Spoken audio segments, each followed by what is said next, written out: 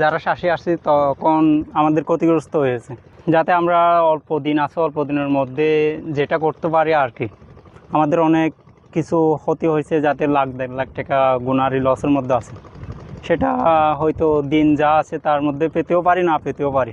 আমরা যখন এখানে লবণ চাষ করতে আসি তখন লবণের দাম ছিল 500 টাকা 600 টাকা এরকম করে। এখনও পর্যন্ত লবণের দাম বাড়া হয়নি, কিন্তু আমরা আশা করি লবণের দাম বাড়বে এরকম।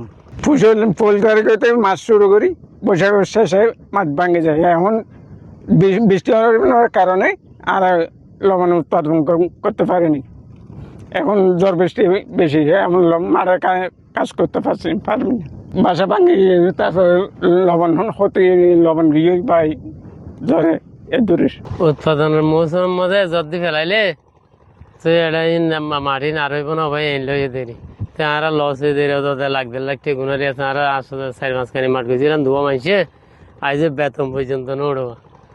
তো মাঠের অবস্থা কি আল্লাহর এখন যদি ফেলাই তো এ দূরের অবস্থা। আর তোমার 10-15 দিন আছে, এর মধ্যে আল্লাহর এখন জ্বর আগ্য দিলে মৌসুমের দূরের শেষেরই মাঠের হামিয়া শুরু করছি, দেরি শুরু করলে আল্লাহর এখন জ্বর যদি আগ্য দিলে তাহলে শুরু করে আর লাভ কি, আর গুণারি যাওয়া ইয়ে দেরি।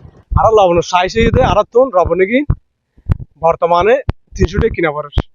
এবং আর রবণের বেশি দাম বর্তমানে ভাই আর 200 টাকা, আর 200 টাকা বেশি দাম না টিয়া বেশি টিয়া পাইতে পারে অথবা 2 মাস 3 মাস পরে। আর এই অবস্থা গেল বছর মাঠ গড়ি আতুন মিশে হয়ে লাপান গিয়া গান আর 3 লক্ষ টাকা রস।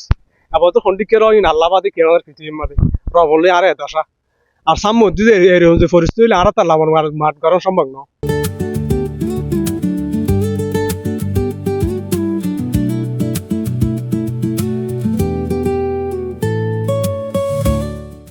এখন আর শ্বাস গজি 4-5 কানে শ্বাস গড়ি মানে এখন লবণ খুব উঠিবার সময় মানে জ্বর বৃষ্টি আইরে মানে আর পলিথিন লবণ বিঘিন বাসি ঘুষি গিয়ে হই। তো এখন আর অবস্থা বেশি খারাপ। এখন আর লেখাপড়া পয়েন্টের লেখাপড়া করি বলে এখন টিয়া পয়সা নেই। এখন কী করছি মারা পলিথিনে বাড়ি গেল লবণে বিঘিন বাড়ি আর করিম মানুষ। এখন অবস্থা কী মারা ইয়ান আর মানে সাহায্য করে আমি গিয়া করুন।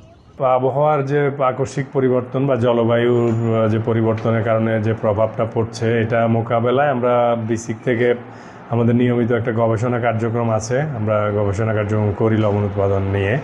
তো এই ক্লাইমেটের জলবায়ু প্রভাব মোকাবেলায় আমরা আধুনিক পদ্ধতিতে কীভাবে লবণ চাষ করে এই প্রভাবটা আমরা মোকাবেলা করতে পারি সেটা নিয়ে আমরা গবেষণা করছি, এবং এটা নিয়ে আমরা চাষিদেরকে প্রশিক্ষণও দিচ্ছি আমাদের আধুনিক পদ্ধতিতে, যে এতে করে জলবায়ু পরিবর্তনের কারণে যে বৃষ্টিপাত, যে অতিরিক্ত বৃষ্টিপাত হচ্ছে এবং বৃষ্টির কারণে যে সময়টা উৎপাদন সময়টা নষ্ট হচ্ছে, এটাকে কমিয়ে আনার জন্য আমরা এখন নতুন পদ্ধতিতে প্রশিক্ষণ দিচ্ছি। এটা যদি আমরা সব জায়গায় ছড়িয়ে দিতে পারি, তাহলে এই নতুন পদ্ধতিতে চাষ যদি 100% জমিতে আমরা নিশ্চিত করতে পারি, তাহলে আমাদের লবণের উৎপাদন প্রায় 2 থেকে 3 লাখ মেট্রিক টন বেড়ে যাবে।